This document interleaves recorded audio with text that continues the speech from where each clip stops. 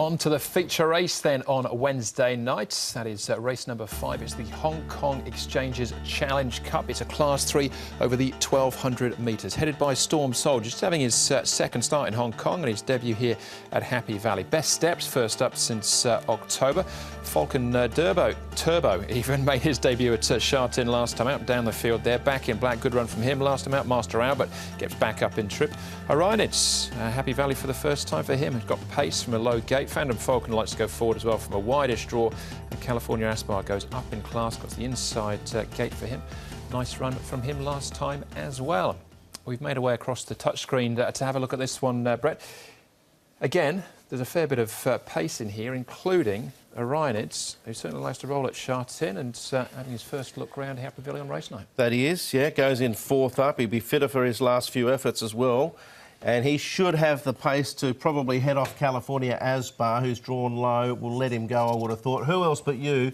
If he steps, and generally he's faultless out of the gates, he's got tremendous speed. He can find the spot outside of the leader. Phantom Falcon's a little chance of being caught wide. Having said that, he did go sort of back on the dirt last start and ran on late, so maybe Joe might try and slot in somewhere here. This is the big query horse, Best Step. Very talented galloper. He's had some issues. He is going in first up. He was able to go in first up at the start of the season and win. All right, so this is a Class 3 contest. Paul, how have they been looking at track work? Yeah, there hasn't been too much to see, actually, for this particular race. But we'll show a horse called Storm Soldier. He's only had the one start.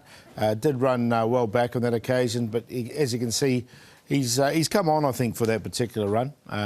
He'll still go around at a big price. He might not be quite ready yet. And I thought this was a nice piece from Diamond Master. He strode out really nicely here. Now, he's got the wide draw and he's getting close to a class drop. But when he does drop in class, he'd be one to keep an eye on. I haven't put him in for this particular contest. Right, OK. Right, let's start off with Caris Teton. Is the place to start here. We already heard from him once so far on the show. He rides Fantastic Feeling as well, 970 at the moment in the market. Caris, Fantastic Feeling in race number 5. You've galloped him recently. How is the horse? Actually, he's going well. His horse, David, have him in good form. His recent run has been good. I would say he's come down a few pounds now. Before he was carrying all the time the real big weight, and it was pretty difficult for him to always maintain that position. For me, he's definitely improved. Also helped him come down the point a little bit. So looking forward to running again. The speed map says there's a lot of pace in this race. That should help. Yeah, he likes it actually. He doesn't want you to be chasing him too much. So if the pace is on, that will suit him 100%.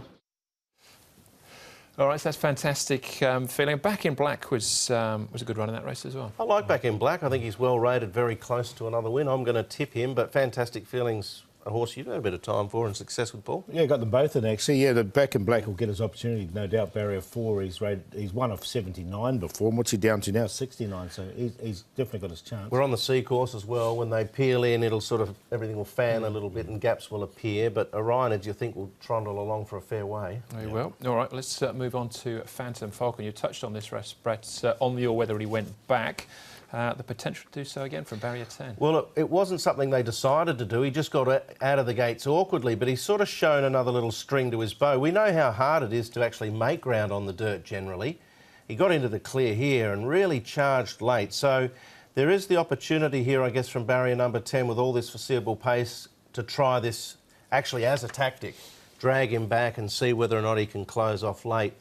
I think they might try it, and I think he'll be right there. Well, if they go forward, he's in trouble. He's going to get in that speed battle. So, yeah, I wasn't sure what he is best at this stage, but that would prove that he can get back and run on. All right, OK. Best Step. He's had a little bit of a break since October. He pulled up lame on his last start. How's he been looking in the trials?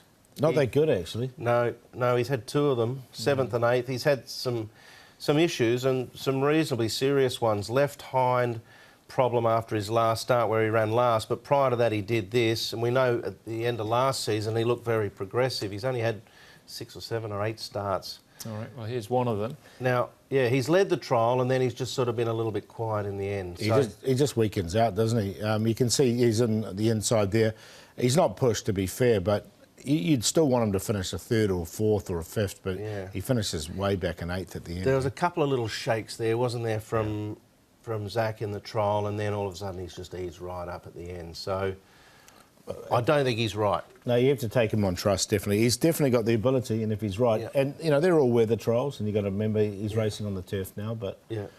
I've left him out because I'm just a little bit worried. Same here. I'll be keeping an eye on the market. $11. Not a million to one shot, is he, at this stage? But who do we end up with, Paul? Well, I went with Back in Black because he's well rated. He's got a low barrier draw, and he's going to get his opportunity. Game Changers comes out of a similar race, and he's going nicely at the moment as well. Livy Deluxe should get a good run from 6. I think Orionid's of the ones that are on the pace. He's won off a rating of 57. He's now rated 66, so he's just sort of at an all-time high, but he has been placed, so I don't mind him, so on the front, and fantastic feeling to get back run on. So I went 7, 5, 9 and 4, happy to go the 7 each way.